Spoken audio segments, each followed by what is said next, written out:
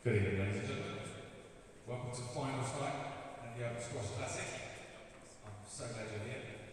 We do expect a full house tonight. We're sold out, but we're going to let the players get on and warm up. And I'm going to introduce them to you first. Before I do so, I just want to remind you that Open Squash is a 501c3 non-profit. We are trying to make squash accessible and affordable for everyone, regardless of income and background. We have 13 courts here in downtown New York. 20% of our members are some kind of income-based discount. We have a fantastic junior program. All proceeds from ticket sales are going to fund that junior scholarship program. And you will find details about fundraising next week on your seat. So do come along to that if you want to see more Open Squash fun on behalf of this family. We've got two great finals tonight. What we're going to do is plunge straight into the presentations after both matches are concluded. So we'll do player interviews after both matches are concluded. Do please stick around for those fantastically interesting player interviews. It'll be very interesting to hear from all the players after both finals are concluded, and we present the trophies to our players. Our women's finalists tonight have never played one another. One is the #1 seed in the tournament. The other has upset the #2 and #4 seeds to fight her way into this final. She entered the tournament unseeded. She's likely to move up at least 9 rating points of PSA ratings because of that fight, according to the predictor ratings service that I was checking this morning. Our first player has played 228 matches in her PSA career, which began when her opponent was aged just 11 in 2013. She has won 2 PSA titles. She has had a spectacular run this week. She's the Hong Kong champion, the Asian Games medalist. She's ranked currently number 38 in the world. Would you please welcome from Hong Kong in China, Ms. K.V. Lee.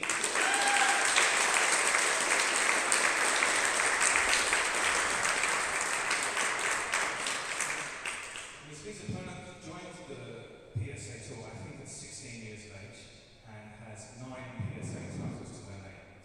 She had a very convincing victory yesterday over the British player Katie Mallett in yesterday's semi-final. She won the St James Open in April and the Kinetic Challenger event in March this year. And just recently in the Paris Open, she beat the world #7, Tina Gillis, comprehensively. She's an Open Squash ambassador, which means you'll see the Open Squash logo on her shirt. She does train here with Amma Khalifa coaching, and she is ranked at #17 in the world. Would you please welcome, ladies and gentlemen, Farina Mahan from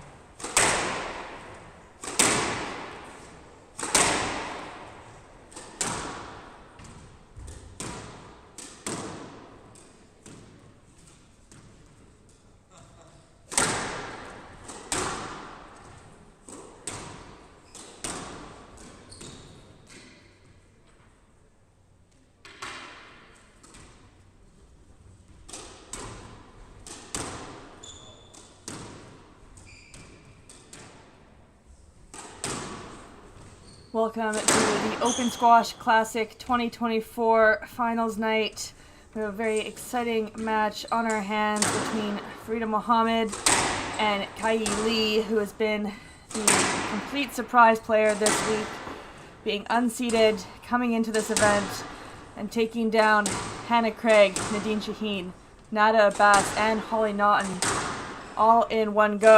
So a very impressive performance, and I'm sure all of us are excited to see what she produces in this big moment. And a player who is not a stranger to finals, Farida Mohammed. She has a very good record, especially in New York. The last time she was in the area, she came away with the Carol Waymuller Open 2024 title, taking down Farouz Abouakir in 4 games. As mentioned in the lead up to this match, she does train at Open Squash when she's in the States. She is a Columbia University graduate, and her sister, I believe, is one of the coaches at the club, so she will have a nice home crowd advantage in this event. Joining me tonight for the finals is Paul Hornsby.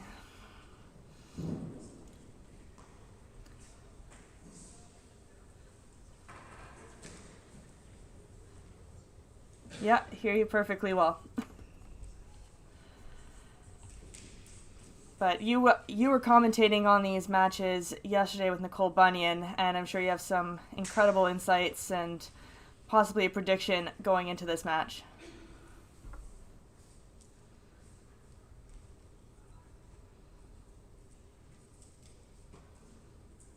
Play will start in 30 seconds.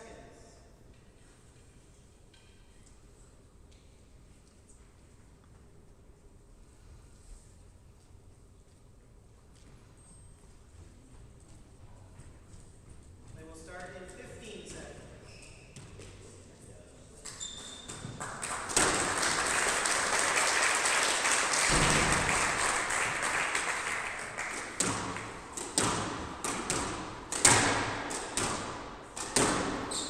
Yeah, I agree. They both have a very low margin for error when they attack in front. I think it'll be interesting to see who can slot in more balls and set up play. And here we go.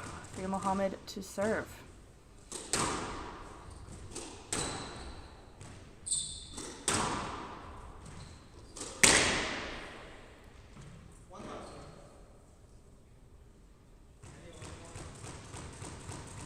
No.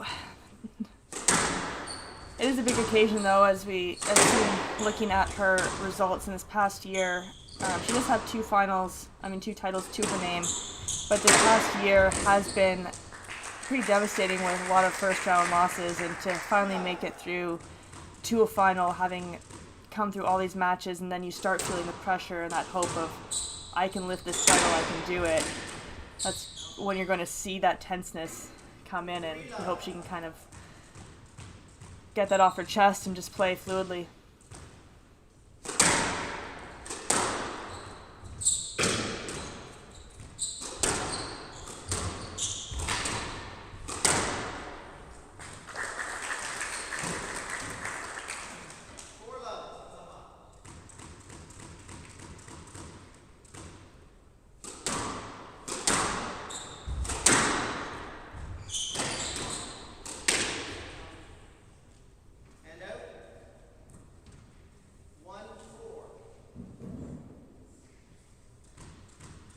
Agreed, and there are openings when you do. Having played both of them, I find they both can really have large momentum swings, and Farida Mohammed, she's going to hit a bunch of winners, and so far she's looking pretty flawless out there, but if you can make it uncomfortable, find the right game plan, then those errors start to creep in, and they can come quick.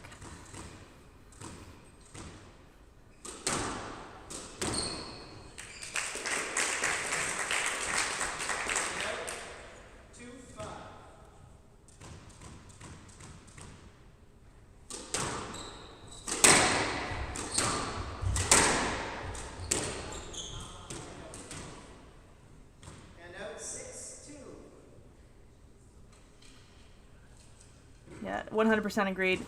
and so far she is putting all the pressure on the Hong Kong player, not really letting her get in those positions to attack, not effectively.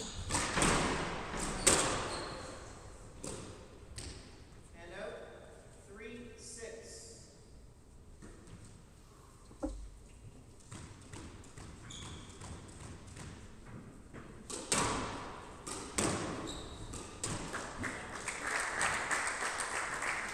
out, 7-3.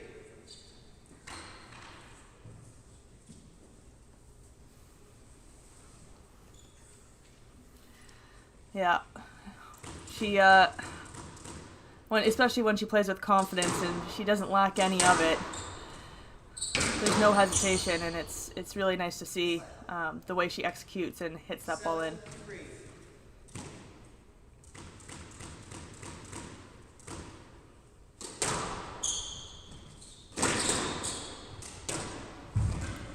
Oh, beautiful finish, just like he said. Another one. 8-3.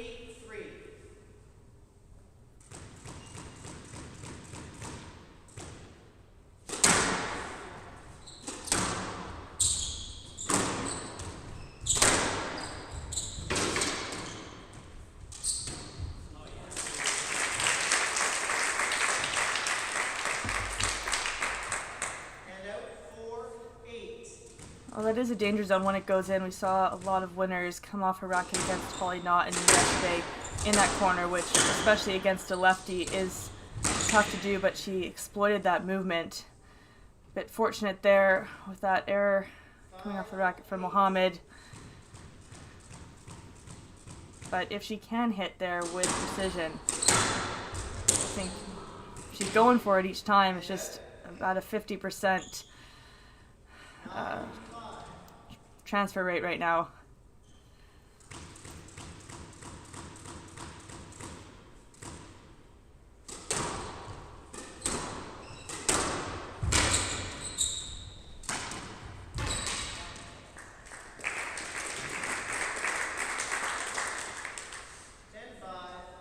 Game ball. 5 game balls for Mohammed to take a lead in this final. And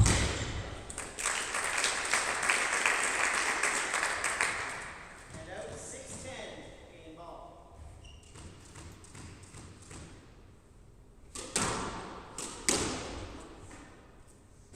7-10. Game ball. Not too far off there from that nick, but 2 saved.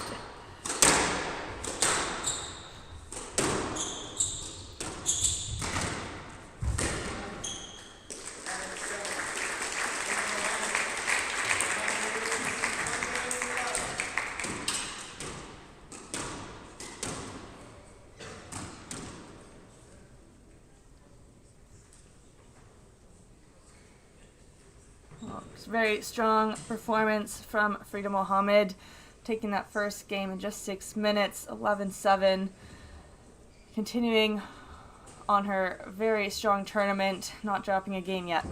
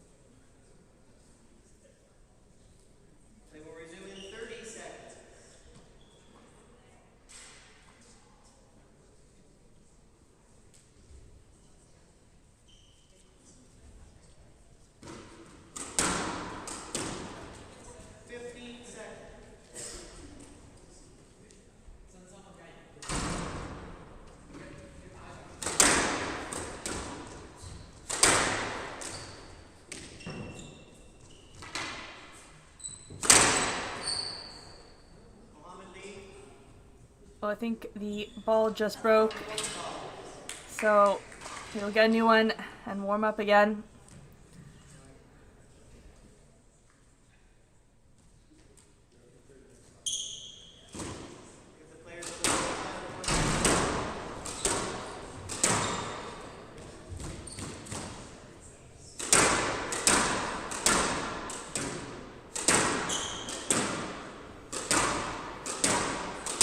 You're saying if it does break, would I opt for one after the third game? Or if it doesn't break, normal?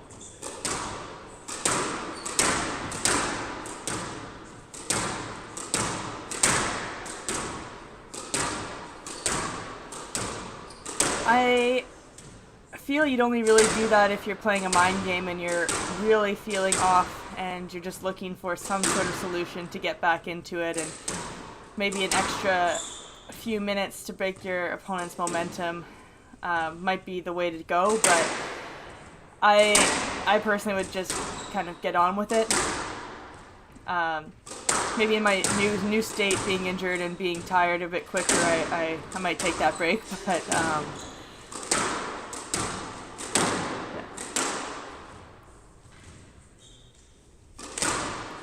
yeah, I'll have to ask him. What would you do?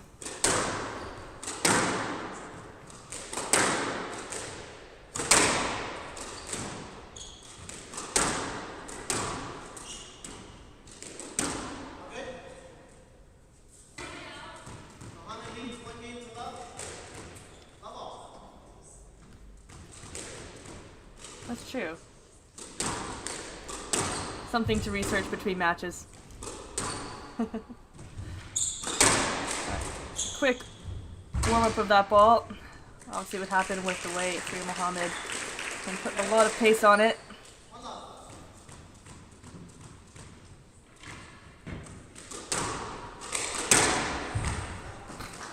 That's a joke. Absolute joke of a winner. Now, question for you, putting you in the hot seat. What do you think Lee needs to do to get into this match? It's been a bit of a tough start.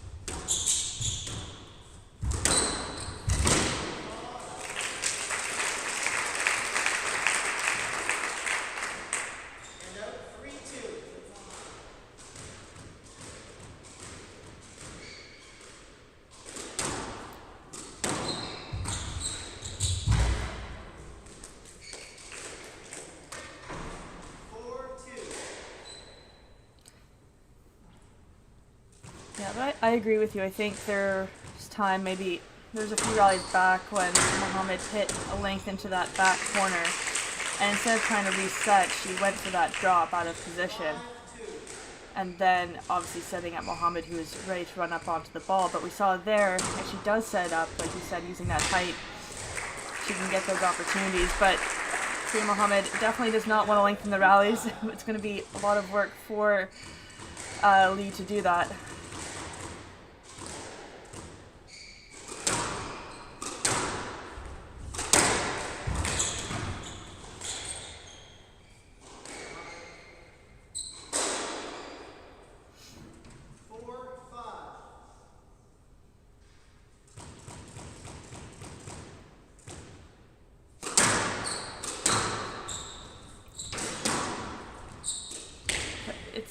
It's one deep, one short, and most of the shorts are missing, and it's just sending one extra ball, maybe two extra balls back, just to keep Muhammad's movement honest, so she can't just run up, or so she's not forcing the mistake.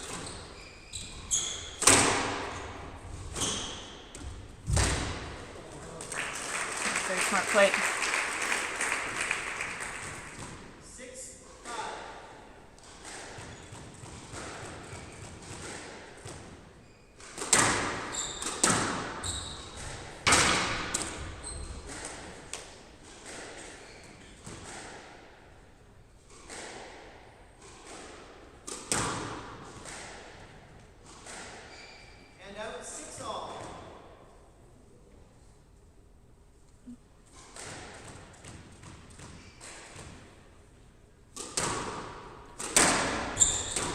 serve, as mentioned, is just not quite hitting the sidewall at the right point. It's getting a little bit sharp, setting up Mohammed. And while that rally did go longer than most, it's probably the best rally we've had. It's not putting Mohammed under pressure.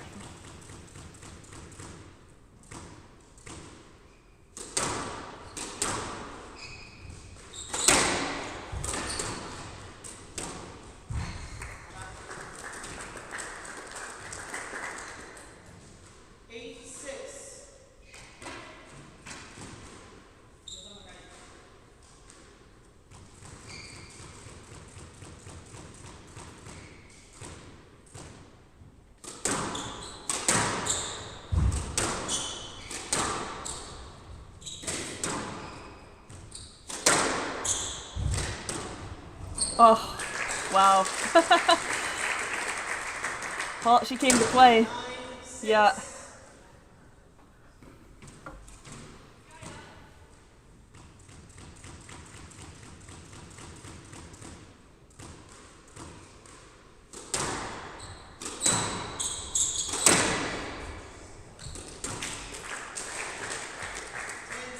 Well, that pretty nice lead from Lee, being up 5-3, has just absolutely disappeared. Mohammed now with 4 game balls to take a 2-love lead.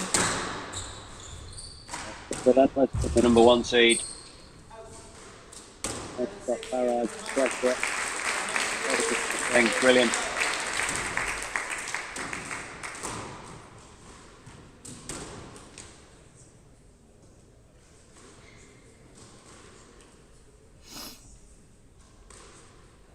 Another 6-minute game, 11-6. Free Mohammed coming back from quite the deficit at the start of that game and just slotting in some incredible winners on form, and she's looking pretty unstoppable tonight.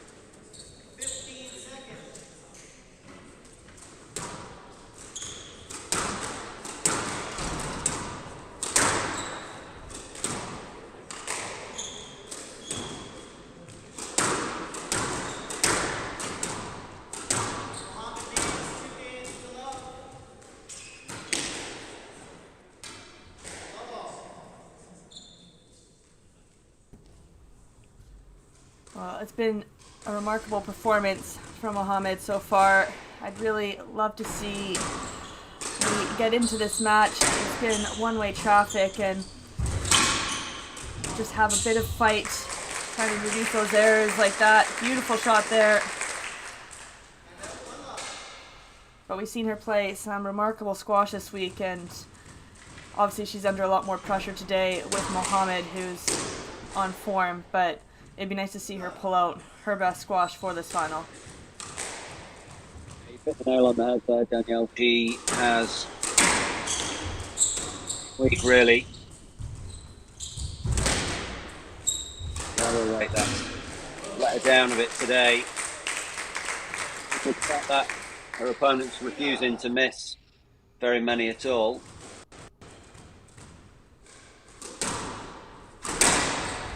As think the only errors that have come from Mohammed's racket have come at the end of the game when she's already had a very big lead and possibly just trying to go for perfection, go for the show shot to end the game. But otherwise, she's been remarkable. Another shot there to go on the reels.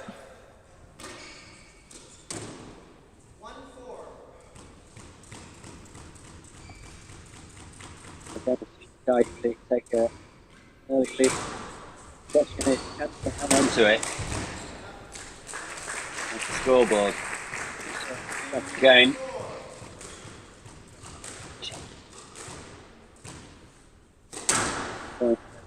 Let's maybe win one more rally. To the end of the game.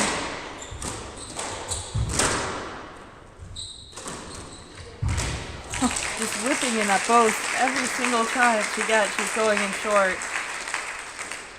It's just so hit miss, but when it goes, it's working.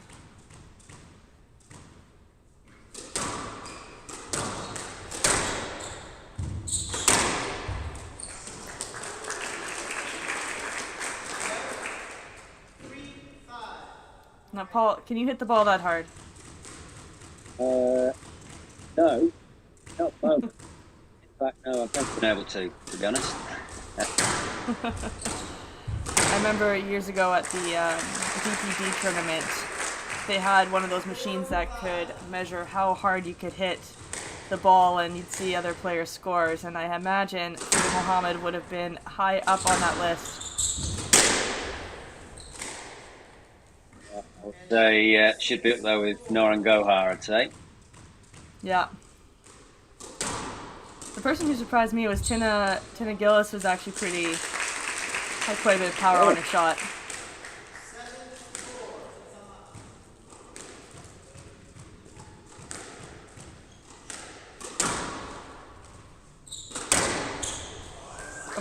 Another one.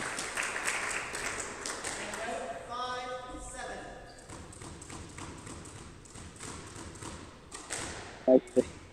Chipping away.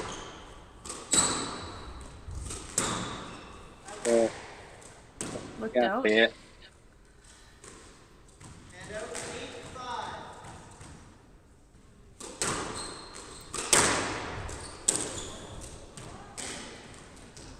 8-5. Another one. Just 3 points to tie, 3 points to take the game. Just can't afford those errors. It's one of those experience moments where you know you can hit those shots occasionally, and the other days are going in, but you have to be able to trust the rest of your game as well and adapt a bit quicker than what Leah is doing in this match.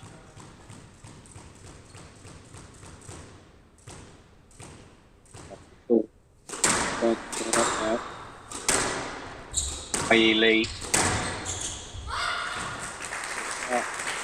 Straight as an arrow down that backhand wall from Farida Mohammed. Big gone once again.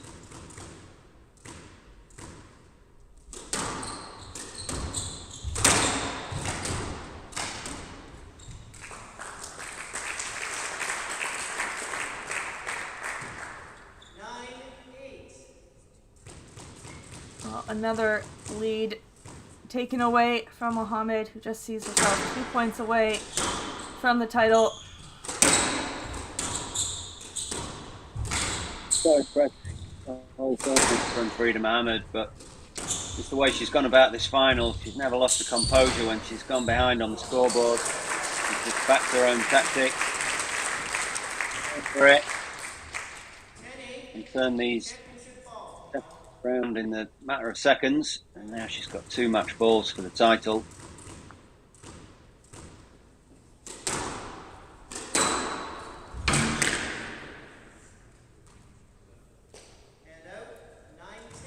Well, a fortunate error to keep Lee in this match.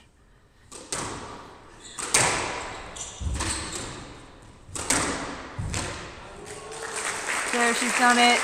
Like you mentioned, not a shred of doubt in the way Farida Mohammed was performing tonight. She is our Open Squash Classic 2024 champion. Very well deserved. Absolutely well deserved. winning a tournament special, but winning it without dropping a game is even more impressive.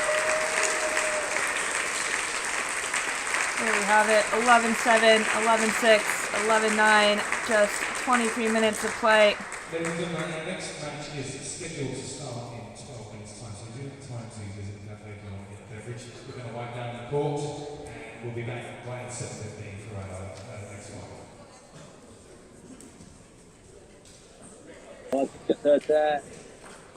Men's final scheduled to start in just 12 minutes.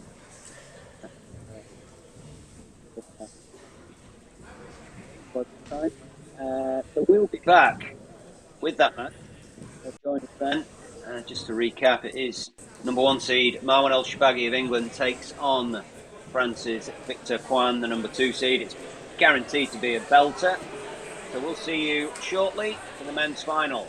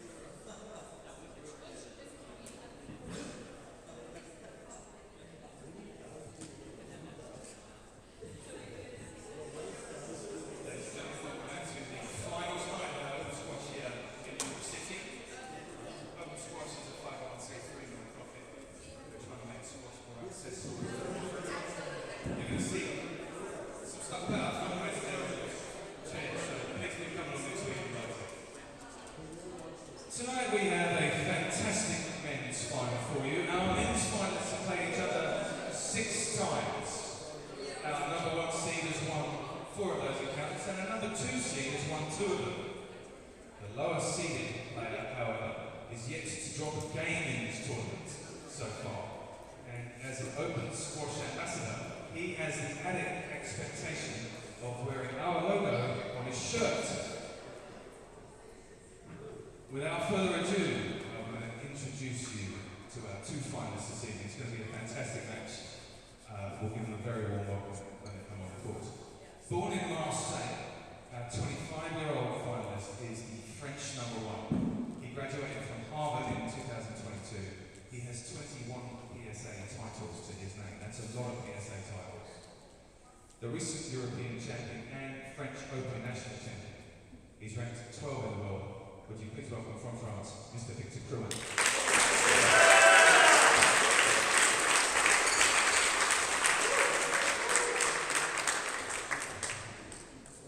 From Alexandria in Egypt, his opponent reached the semi-finals of the Egyptian Open recently. Victor's opponent. In fact, he beat Victor 3-1 in that tournament. He also beat Paul Cole and someone called Karina Delgado. You may know these players' names. Beating those players is not easy. He went to Millfield School in England. He trained under the legendary Jonah Barrington. He's ranked 10 in the world from Egypt. And now from England, would you please welcome Marwan El-Shabaki.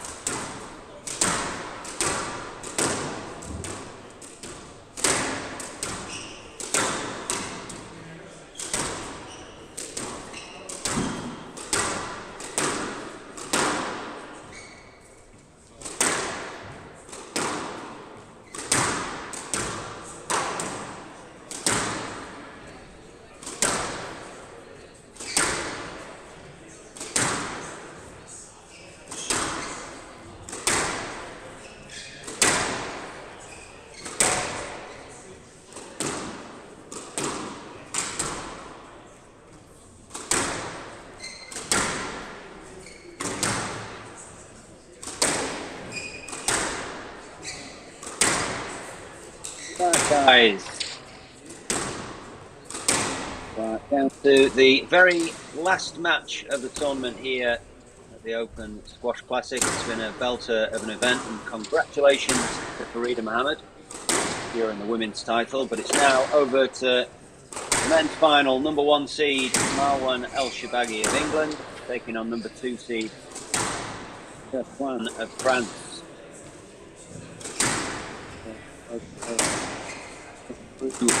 To the final as expected in terms of the seeding. It's certainly not been straightforward. Baggy in particular had a bit of a red herring in the first round against Mohamed Abol-Gal. Obviously not the easiest. 2-1 down in that match to come through. And to be Abe Singh in 4 games, followed by Greg Laban last night in the semi-final. Came from a game down. He actually looked pretty impressive after losing the first game, so he'll be feeling good about things here in the final. He's world ranked number 10. He's been up in the top 3 previously.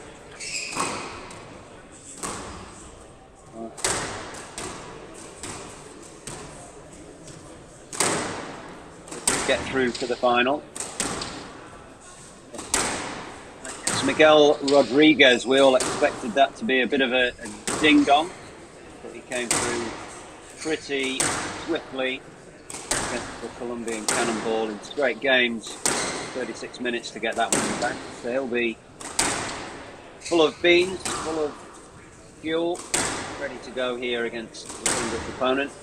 Danielle Ray once again joins me. Looking forward to this one, Danielle. Oh, very excited for this one. They've had quite a few encounters, obviously going back and forth, but the ones that have really stood out to me was that first win for Victor Crouin over Marwan El-Shorbagy at the French Open, where he had that huge run that eventually let him break into the top 10 for the first time back in 2022. It was very impressive squash, and these two just have such contrasting styles, mentalities. Even just looking at their stats as they're warming up, I couldn't believe Victor Cron's still only 25 years old with the maturity that he possesses. You can kind of read it in all of his blogs post-match, or his posts. Then Marwan El-Shorbagy is just so savvy on court. He's pretty much been in a final for every year he's been born, this being his 31st. And you only get to that many by playing smart, changing tactics depending on who you're playing, and I think we're in for a really great battle today.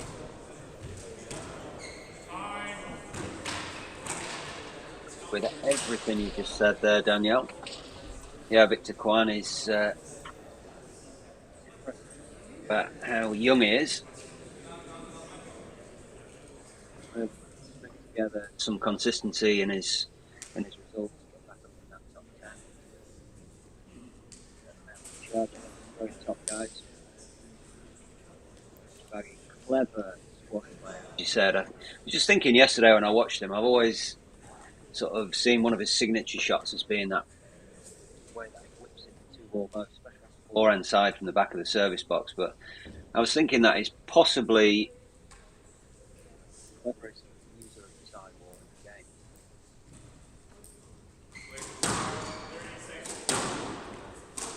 the game. I'll think about using the sidewall, but little trickle bows, fading bows, very clever. Yeah, and he picks his times well, but it's always set up from. I find it funny for you, the trademark shot is that boast or trickle boast. But having watched him practice quite a bit when I was living in Egypt, I find that his length hitting, especially on that forehand side, is always so superb and so devastating. And it's really hard to appreciate until you see it in person. But he sets it up really, really nicely.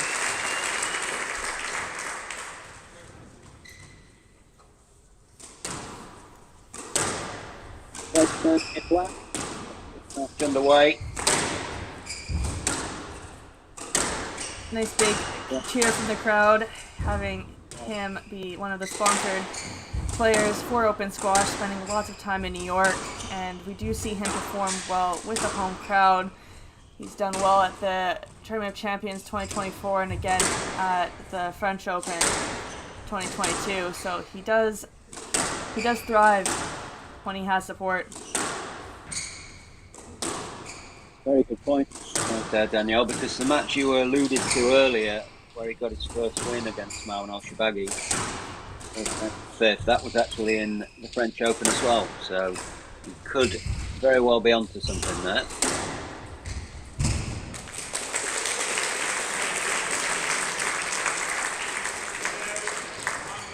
We'll see if he's covering as much court as he was in that rally for the rest of the match. Marwan El-Shorbagy just putting him to all four corners.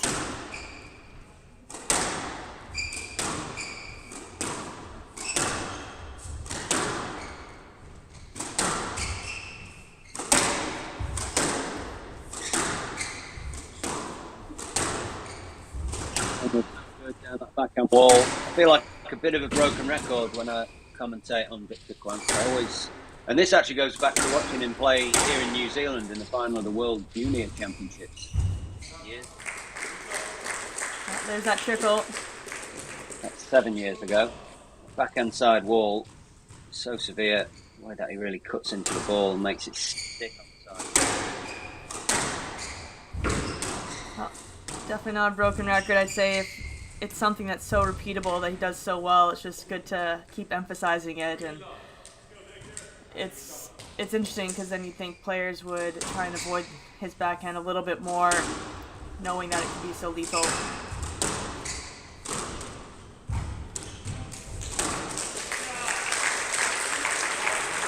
El-Shorbagy, first point on the board for the Frenchman.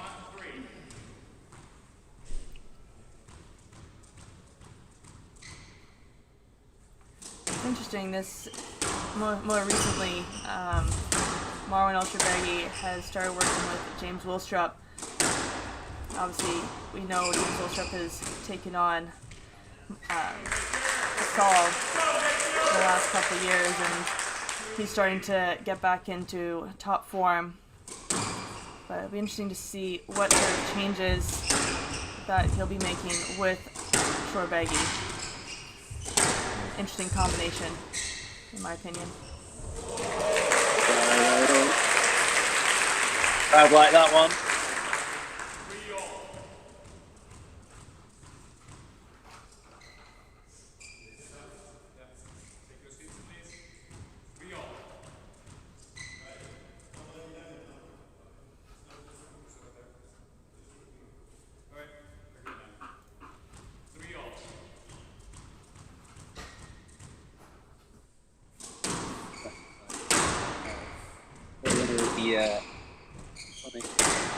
When I've been commentating recently, Danielle, was actually Marwan's older brother Mohammed in Singapore, I think it was. There was a little kid eating a bag of crisps in the crowd, and he was going crazy.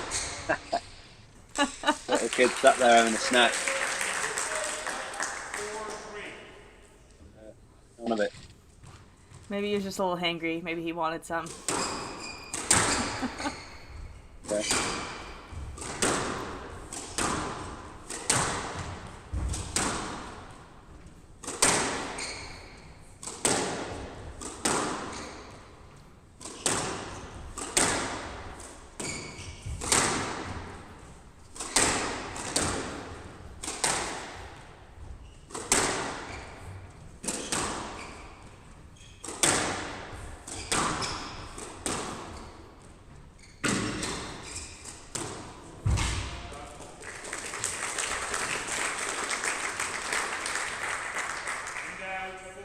Finished. So, what's in on the scoreboard? Thank you. See that?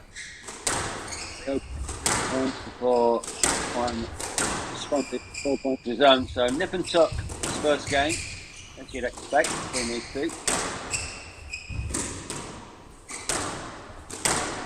It's very smart play. He got beat out there on the back end, but what I was going to say is that it was very smart play from Shorbagi, taking that spot in the middle, holding for just a second, forcing Kron back, going back again, and then using that short ball.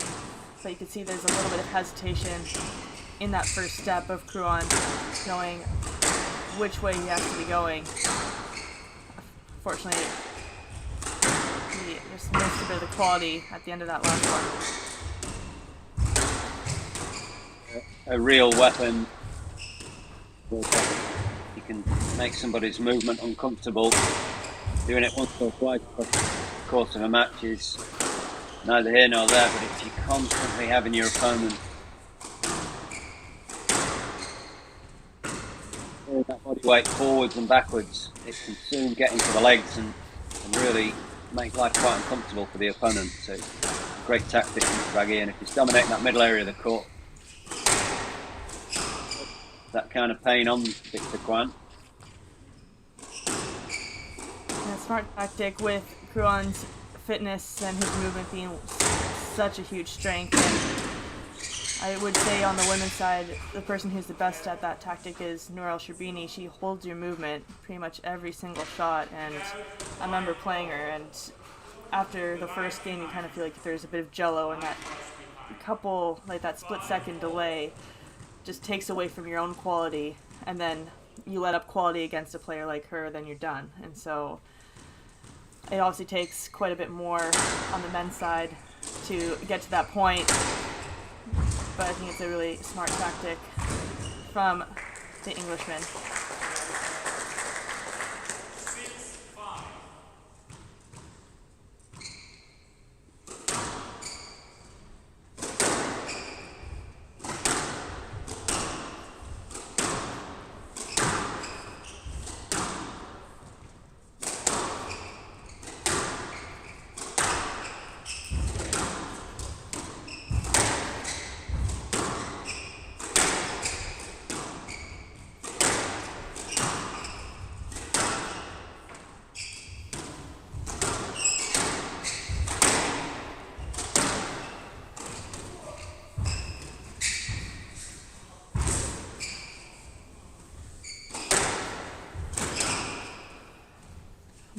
defense. Come on. Rally.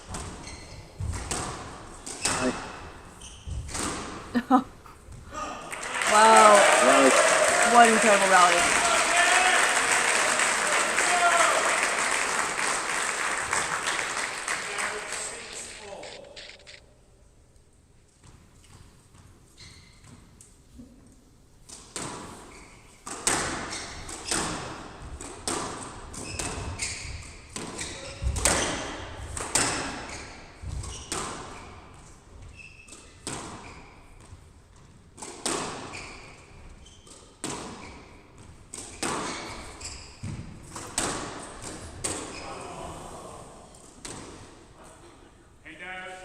Chance.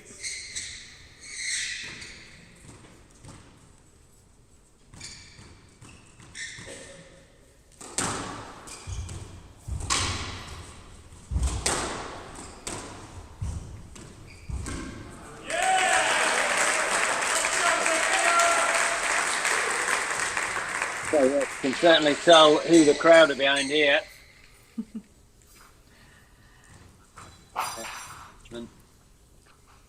Great atmosphere. You'd love to have it.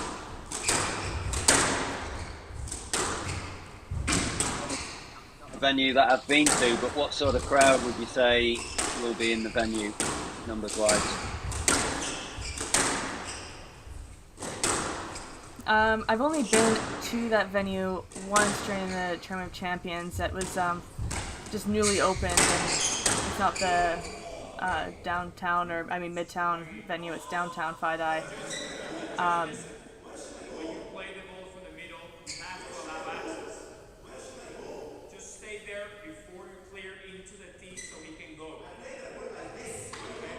No, I'm just telling you, please don't do that. Still a no let was a winning shot.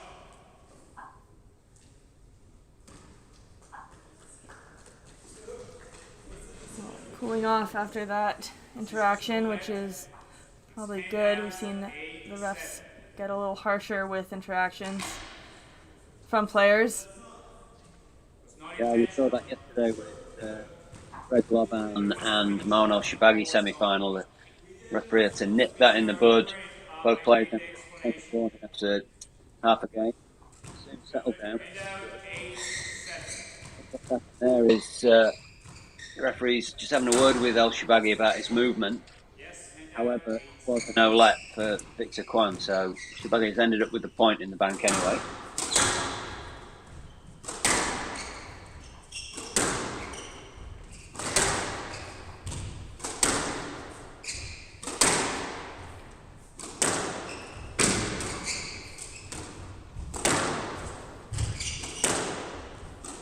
Yeah, as we were saying before that call, it's a pretty incredible venue. They have a bunch of regular courts, a gym, and then this glass court with, I would imagine, quite a bit of viewing behind it. But it's just nice to hear the crowd and know that it's being lively, because it is, you know, a tough market putting squash in New York, especially a public venue at that. But here we go. Marwan El-Shorbagy, 3 game balls.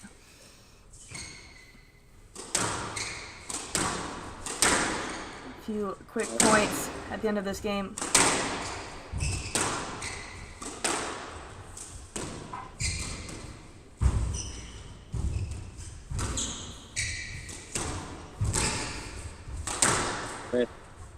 Over Shibagi.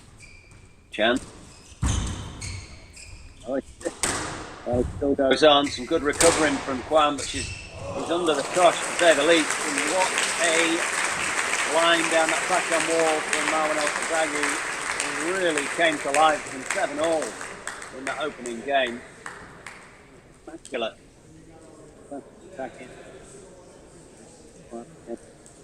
Big movement there, especially in that last point, but it was tight through to 7-all, and it was 13 minutes the opening game. Number 1 seed Marwan El-Shorbagy takes it 11-7, leads by 1 game to love.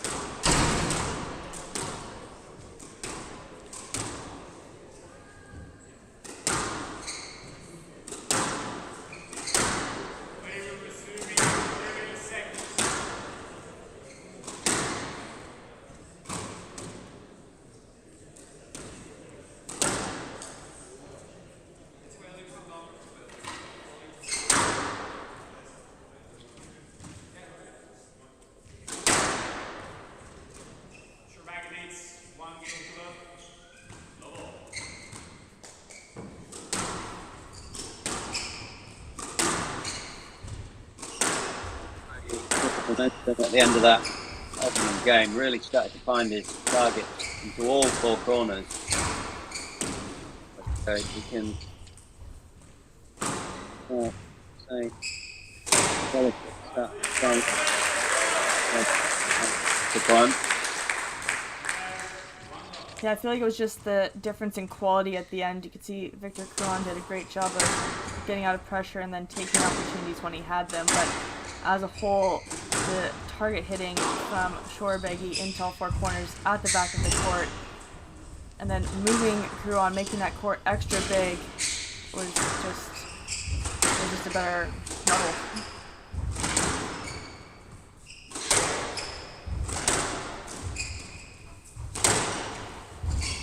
I would like to see Crouan mix the pace a little bit more. We see him lift when he's under pressure, but sometimes just taking that momentum away, breaking up the rhythm just slightly. I don't see this being a let. Yeah, he was extremely late getting to the ball there. Baggy jumping on and volleying. Bracket though, isn't he? Mr. Curran, second the warning for descent. 1-0. Capture there. There's another example of clamp down on any interactions with the referee. You walk in a fine line. Either prolong those discussions or overstep the mark with.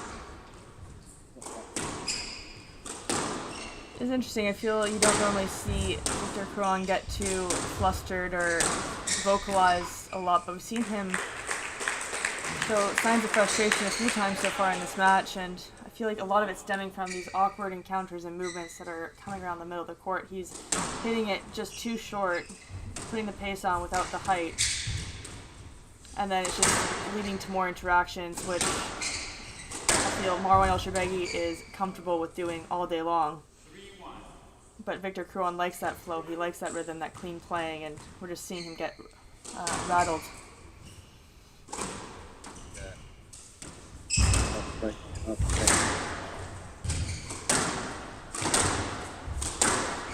Starting to appear.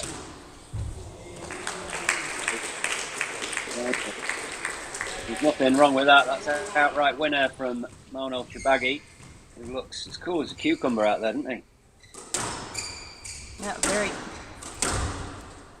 There's that hold again, forehand side this time.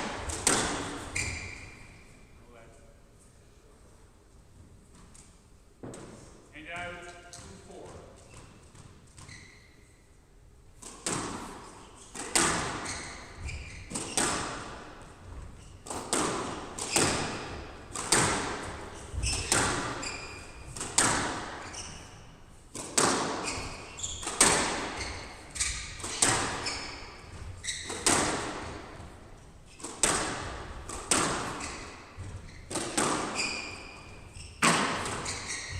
Better length from Crouan.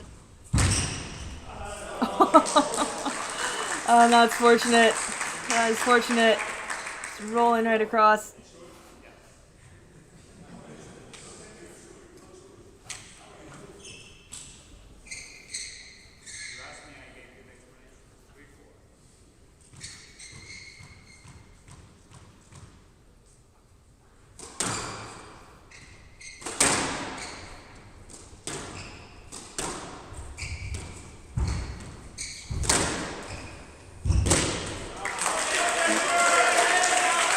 Victor Crouan got the ball wide of the volley of Marwan El-Shorbagy, which is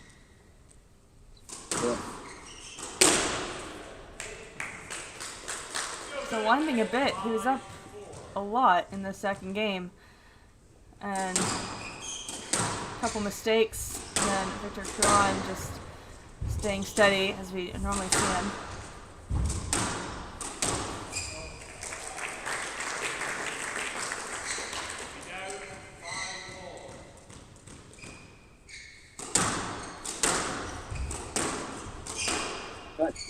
the Frenchman. Say that. Did away with one side ball on the volley. So Back in the lead.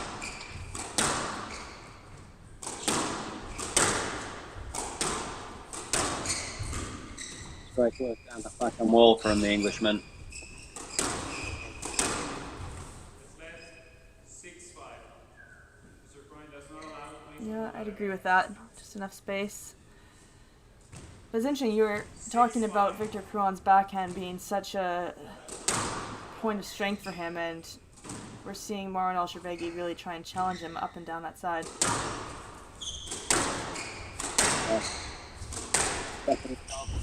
Great ball. So it doesn't matter how good somebody is.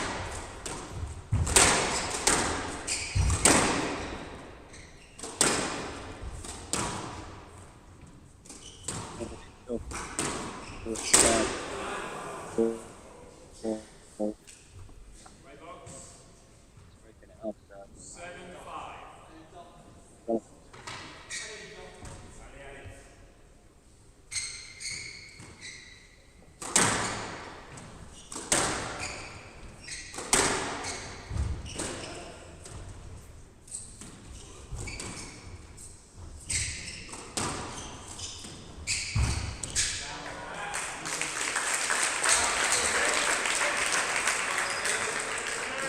Three down, 6-7.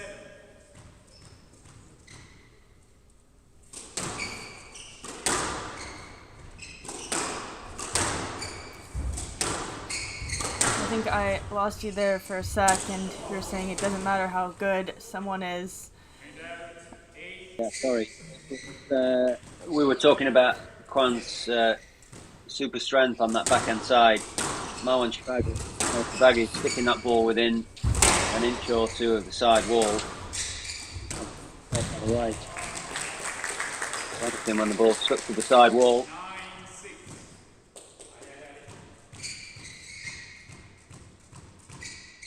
Back in the driving stick with another one speed. Yeah, but surrendered quite a comfortable looking lead at the very start of the game.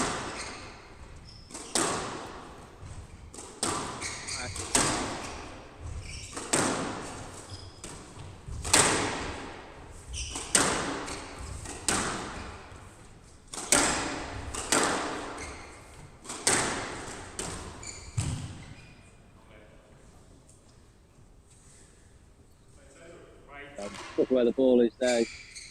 That's straight off the side wall. It was lovely and straight.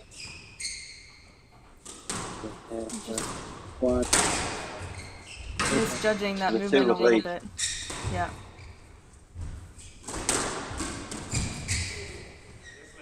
Again, 10-6. who's got to let this time? Right box. Still Victor.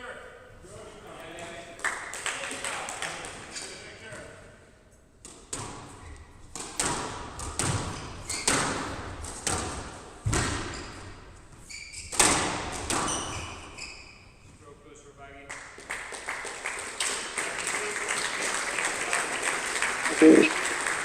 Gets that second game across the line. As if Kwan was going to mount a bit of a charge and get his way back into this match, but 9 minutes seemed to run away fairly quickly from Kwan. The quality from Marwan starting to reap benefits on the scoreboard, and after 9 minutes, he takes the second game 11-6, and he now leads by 2 games to love.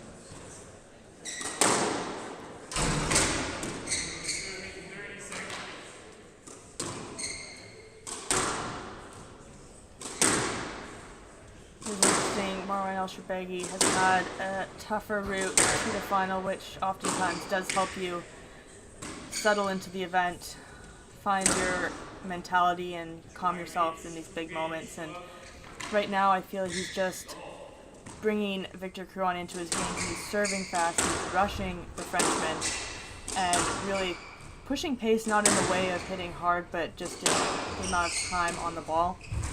And I feel Crouin needs to mix the pace, have a bit more variety in the game, so he's not just getting sucked up into Shorbegi's rhythm.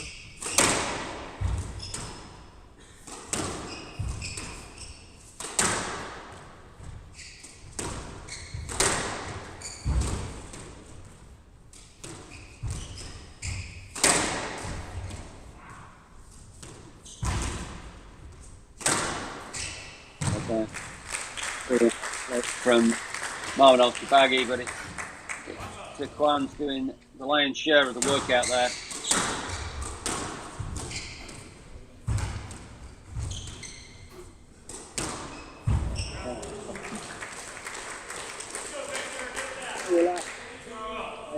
Freedom. Englishman.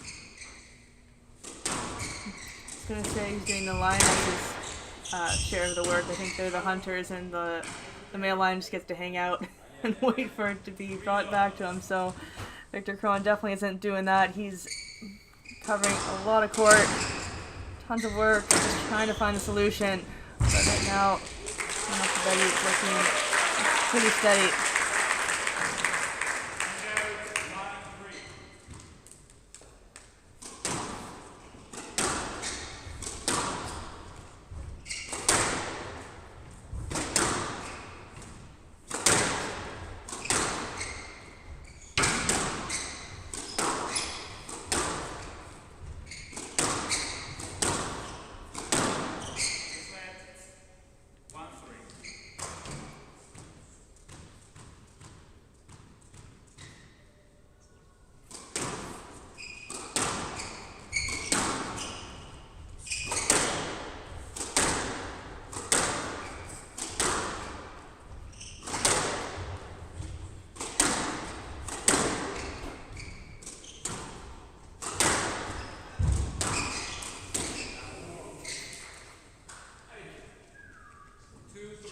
Surprising miss. Set right in the middle of the court. Fortune for the Frenchman.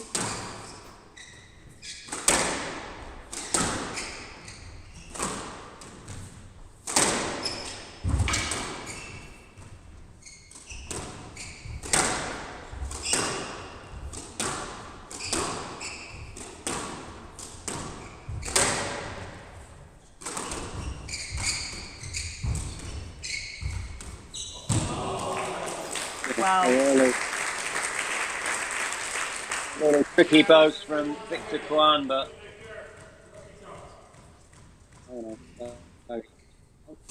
flash.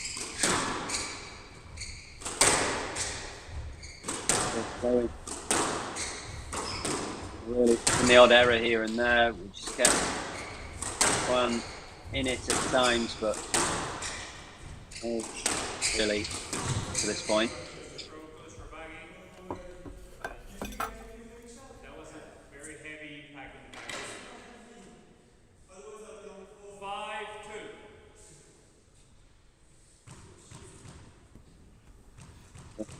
That shot that prevented their contact. Wanted to close to the finishing line. Wanted to away. One on the scoreboard. What did he work to do? The bet against Marwan Al-Shabagi, the way it's played. Such freedom and accuracy. Since he's seen the ball like it's a balloon, just massive, seeing every single bit of movement, anticipating it.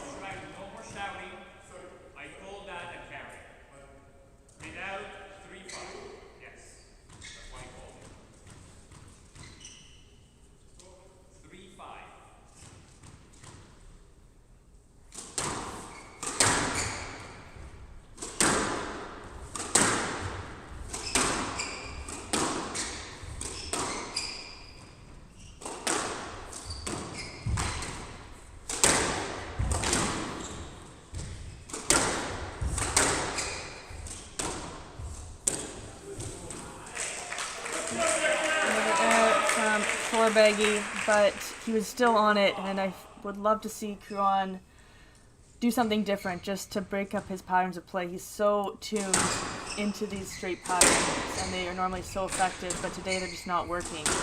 And to see him even like do a volley crosser just to keep Shorebaggy on his toes and honest.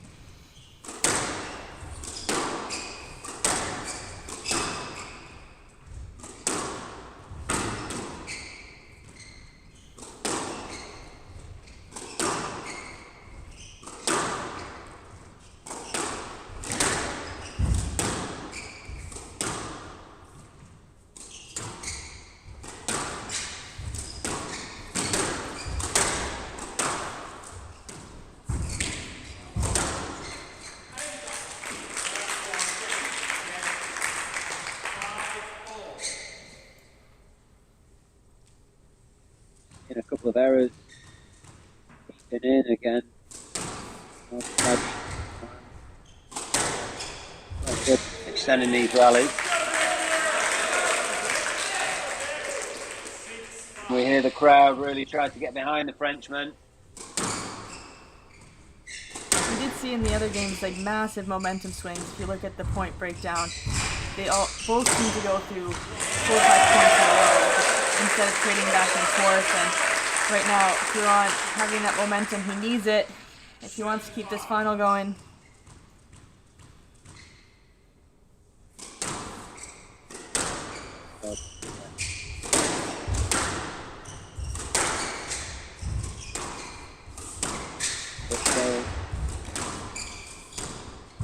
What no one else Shorebaggy can do in a short period of time.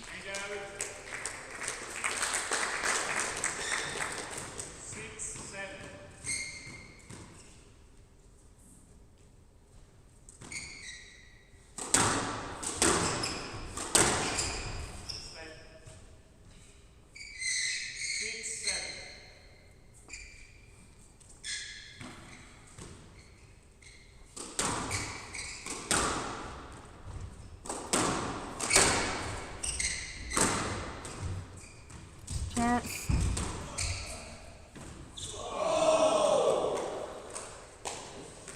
He had him under pressure. Another bounce. We've seen a few today. On the left, ahead you got it. 7-all.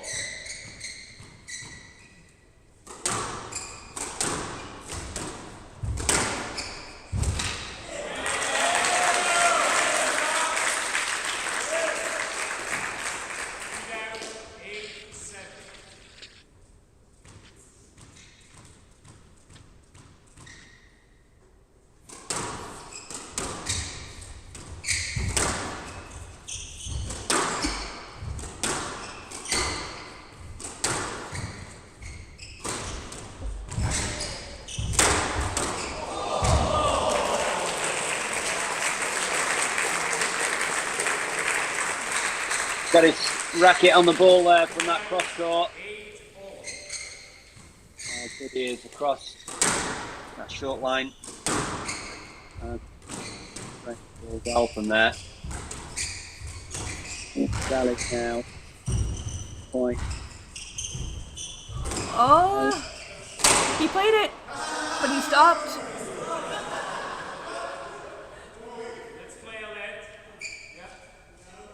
No, it's not necessary. So you halfway through you stop. Just halfway through you stop. That's why we're playing a lead. Can I explain?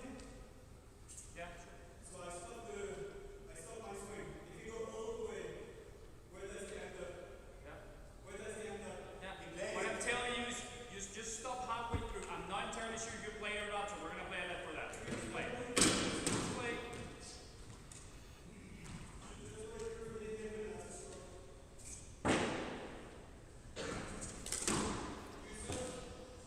It's Shorebaggy from the right, 8-all. Edgy times. Both players need to draw a line under that instantly because it's all to play for. It's a huge point, this one. Match out. Kwan.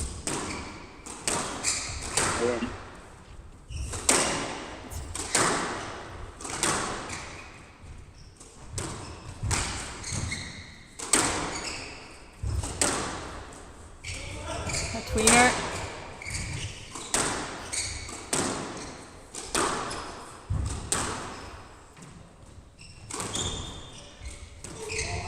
Oh, the sneaky movement there, I think. Yeah. And Shorbei's penalized for it. And out 9-8.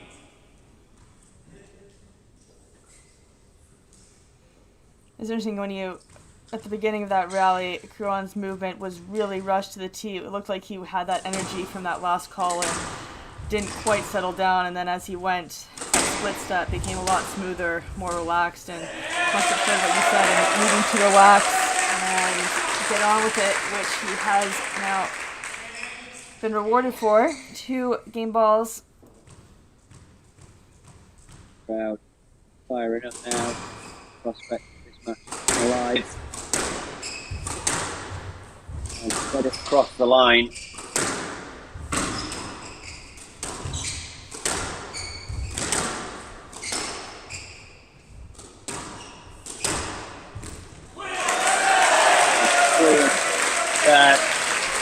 From Victor Kwan, the crowd are up. Going into a 4th game. It was by far the best game of the match for Victor Kwan. Traor's creeping in. Now one ultra baggy.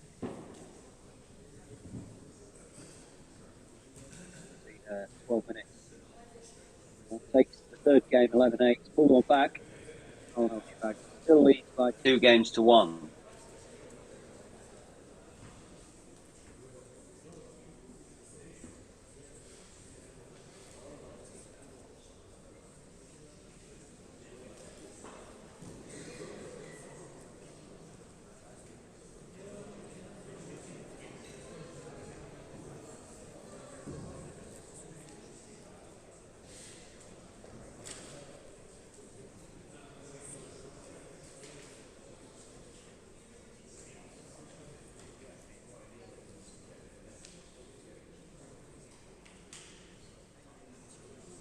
Play will resume in 60 seconds.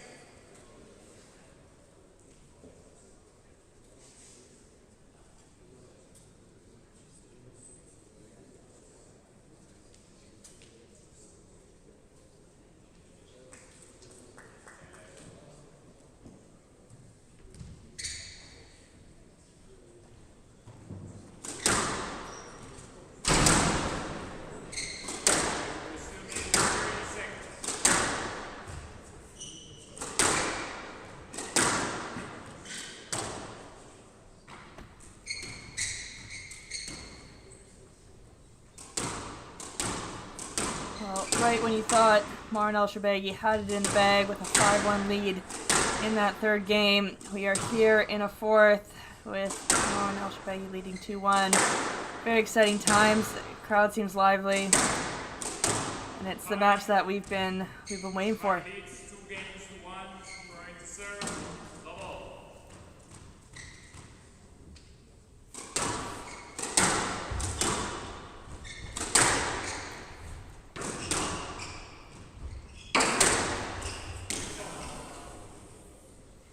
And out 1 love.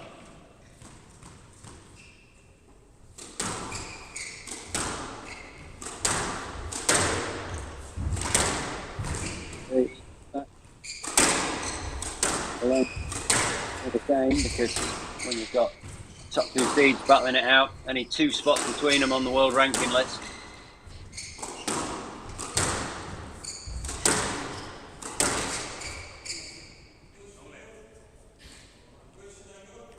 Behind.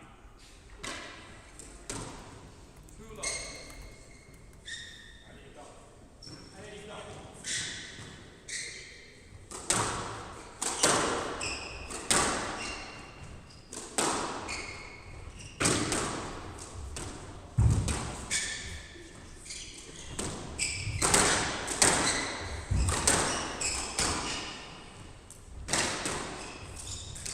Oh, and what a miss.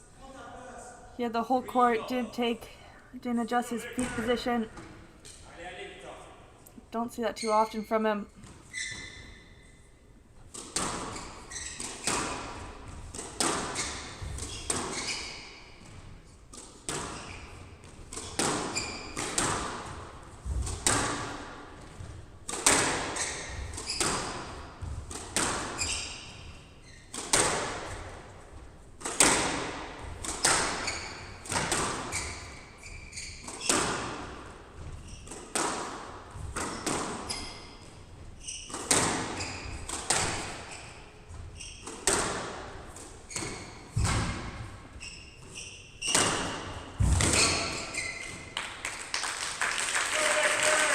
such a good rally from Huron. His length hitting to the back is just so consistent, and that finally set up an opportunity, and it just took 2 shots to close it out.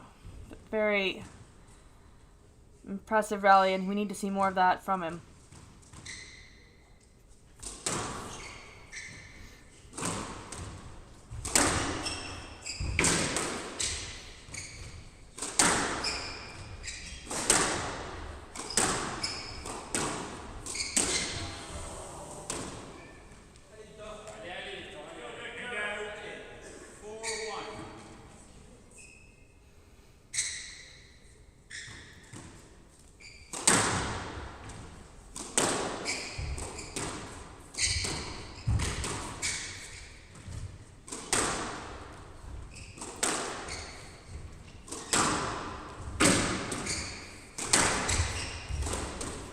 I was looking, regardless of the results tonight, there won't be a rematch next week with both of these 2 players participating in the Oracle NetSuite Open in San Francisco. There's not going to be a whole lot of time between, I'm sure, this match and when they're catching their flights out west. Very quick turnaround. This match goes to 5. We'll see how they recover.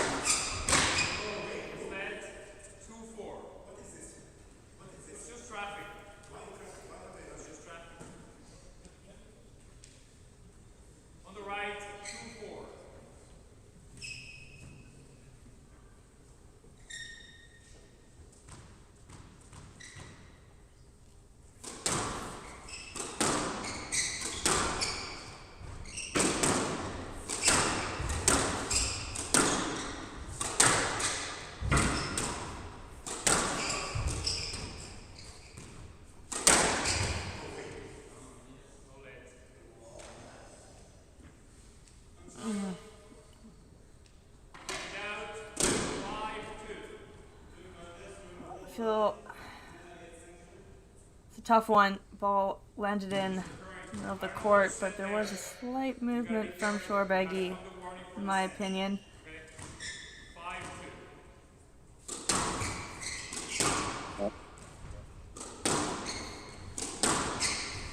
Right. A bit of a scoreboard against them.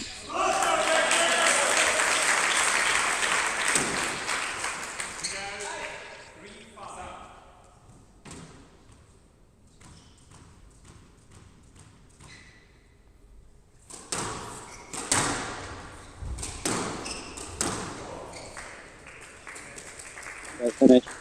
So Kwan's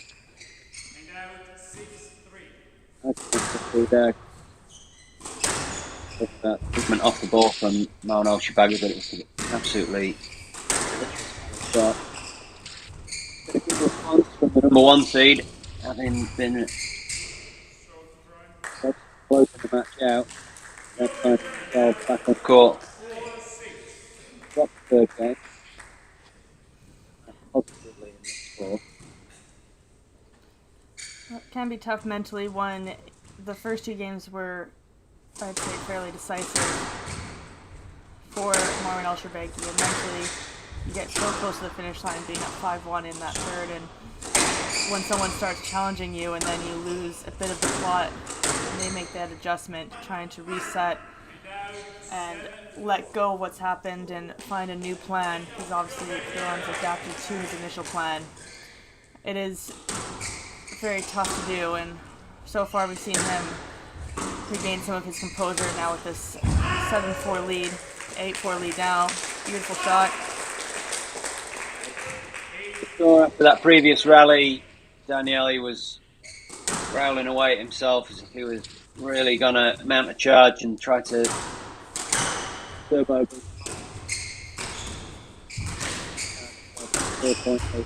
Oh, that looked like it rolled, but obviously not. Amazing gut.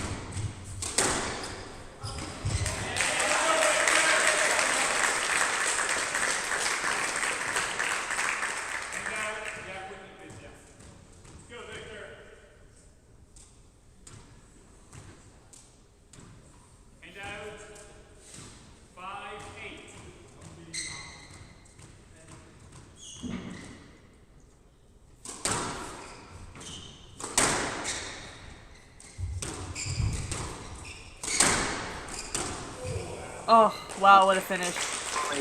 Half volley topspin into that front left corner. That's very, very skillful from the Englishman. Right. Well,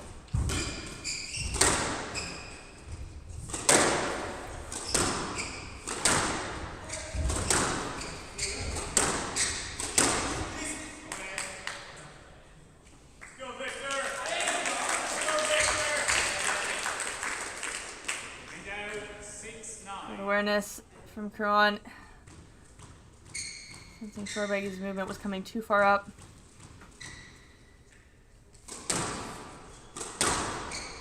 Still has a ways to go.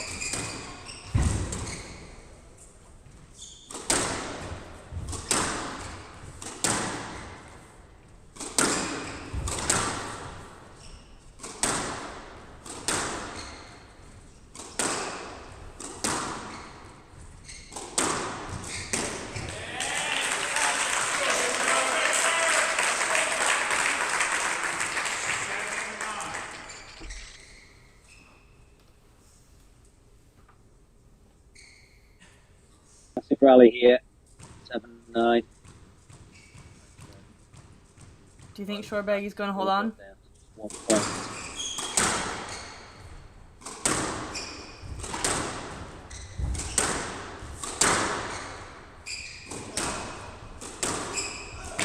He's slightly scared to answer my question. Sorry, Danielle. Lost you there. Convenient timing. Championship ball. Let's play on, please. I gave the explanation. You were too close to that ball. Let's play on. 10-7, championship ball. Let's go, Victor! Needs to recompose himself for this huge point. 3-match ball for the number 1 seed.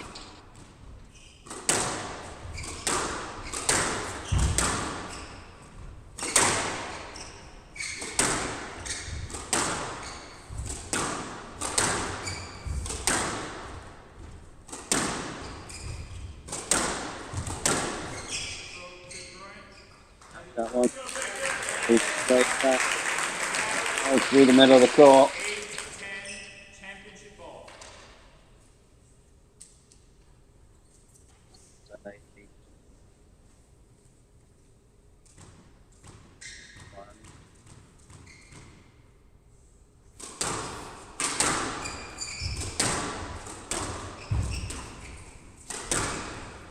Always going for it.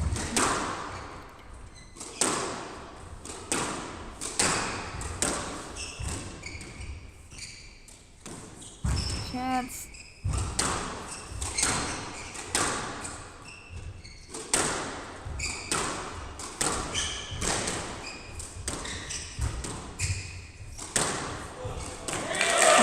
Oh, what a rally. He's holding on.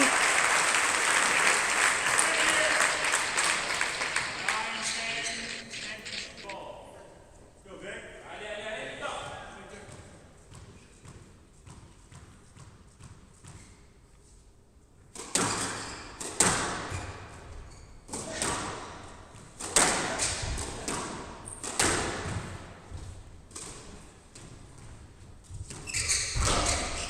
Quite tense out there.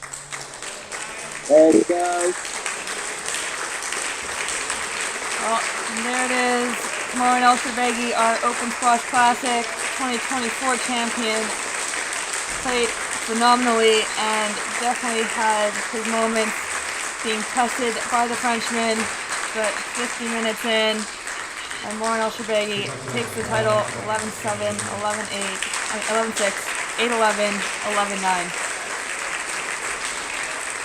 Yeah, well-deserved title for Morin Elshorbagy.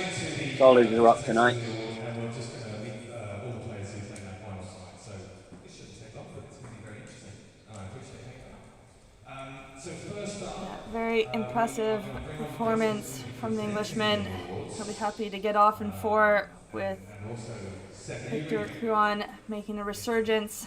so the person who But presented the awards has been up. after this, there'll be the trophy ceremony, but that is not all the squash that will be played this week. Join us tomorrow for the Silicon Valley Open 2024 presented by Oracle NetSuite, taking place in San Francisco. Great lineup with the top 4 seeds of the men: Mazen Hesham, Karim Gawad, Tariq Momin, Mohammed Al-Shabagi, and on the women's side, Olivia Weaver, Georgina Candy, Siva Subramaniam, and Amanda Sobey. We had a great night of squash tonight, and I'm sure there'll be more to be played. Have a good evening. Just going to take a photograph of you, Katie.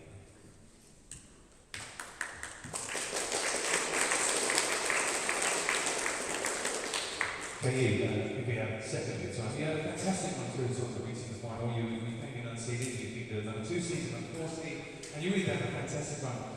So sorry that you didn't make it through to the actual final goal, but we really appreciate having you here. It was a fantastic experience watching you play squash. I hope you're not too disappointed to have lost that.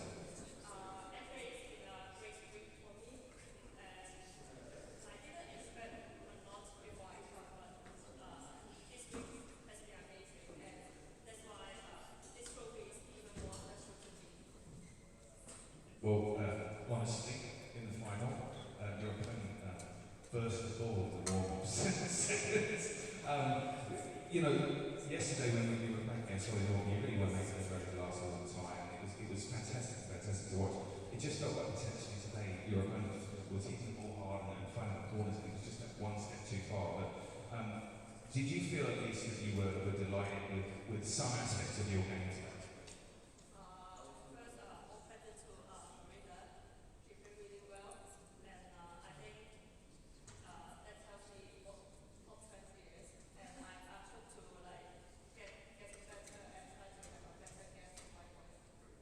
Ladies and gentlemen, thank you.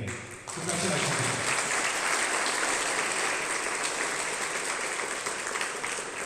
And now for presenting the women's champion of the Open Squash Classic, the inaugural year of the Open Squash Classic. Would you please give a warm round of applause to Farida Mohammed?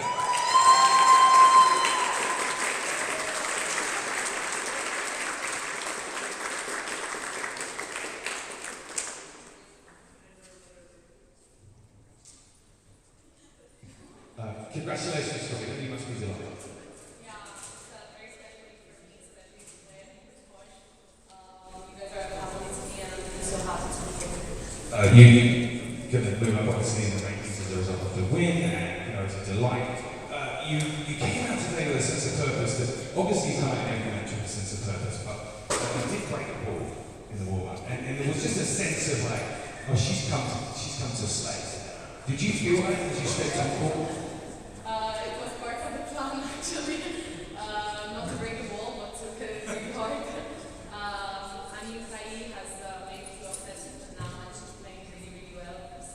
She has very good hands, she's very talented. I had to be ready for it. I was trying to minimize her chances of playing these shots, so I guess I made a good plan so far. So yeah. And obviously you're wearing your squash logo on your shirt, Open Squash Ambassador. Did you feel a sense of potentially heightened pressure, knowing that you were playing in front of a home crowd and so on, or did you feel like they were behind you and therefore it was kind of easier to get that picture? I guess that there was no pressure at all, it was the opposite. I felt so good at the playing of squash since I was 1, since I just came to New York, so it feels like home for me, and just like I felt going over today, it felt like I just had practice, so everyone was behind me, and it was just feeling so good. Well, congratulations, ladies and gentlemen. Really nice.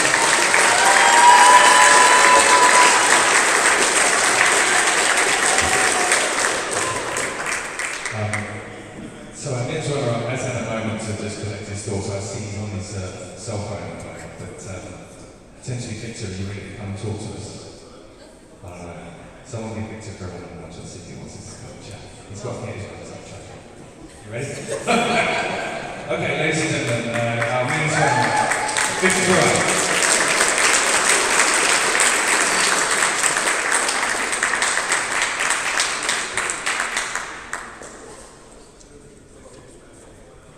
You're going to stay here to talk to you for a minute, if that's all right. Just ask you a couple of questions. I know that the losses sometimes teach me more than the wins, but they're never easy to take.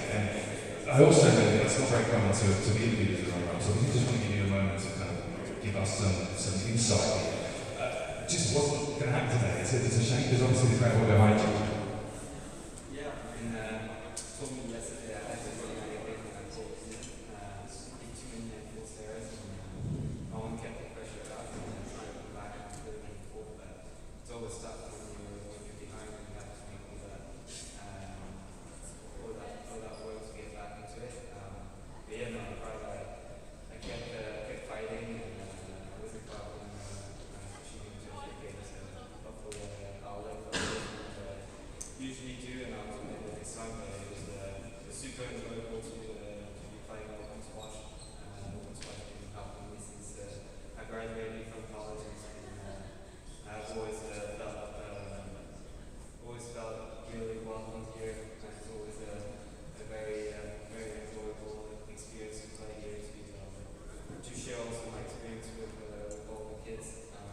I was trying to get in touch with each of them and say to organize tournaments because I really love just getting back to those kids that are trying to out in squash. And hopefully I have a few visa issues this summer, but hopefully I can be back and more clinics and more time for the kids in pool. And just super looking forward to being back here on October 17th. You guys come back to the Open Squash Congress, and I'm sure we'll talk a lot. Yeah, we promise you'll win every game. Thank you, ladies and gentlemen. Victor George.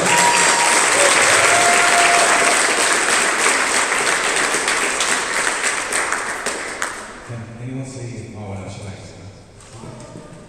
Come get your trophy, Marwan. Ladies and gentlemen, Marwan